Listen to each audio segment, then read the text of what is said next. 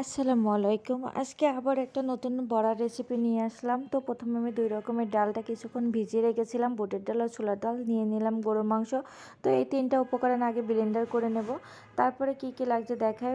আদা রসুন বাটা, শুকনো লঙ্কা গুঁড়ো, জিরে গুঁড়ো, ধনিয়া গুঁড়ো, লবণ, হলুদ, তারপরে কাঁচা পেঁয়াজ ও কাঁচা লঙ্কা কুচি দিয়ে দিলাম। তারপর মশলাগুলো দিয়ে এটা ভালোভাবে মিক্স করে নেব। তারপরে দিয়ে দেবো ধনিয়া পাতা, যেহেতু আমার ধনিয়া পাতাটা দিবে ছিল, এজন্য এমনটা।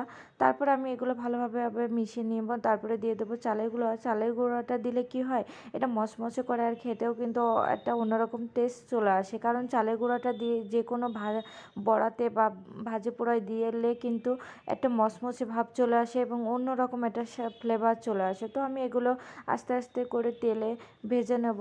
এটা মাঝারি আঁচে নিয়ে নেব। বেশি হাই হিটে করলে কিন্তু ভিতরে কাঁচা থেকে যাবে। একদম লো আঁচে করলে কিন্তু আমার মচমচে ভাবটা চলে যাবে। তো সবসময় মিডিয়াম আঁচে বড়াগুলো করলে যেন পারফেক্টলি হয়।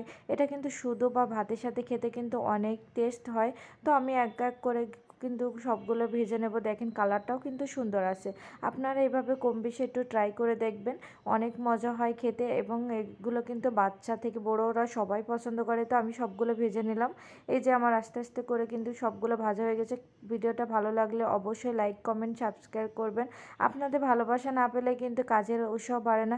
ভালোবাসা দিয়ে পাশে থাকবেন। নতুন নতুন রেসিপি নিয়ে আবার হাজির হব। ভালো থাকবেন। আল্লাহ হাফেজ।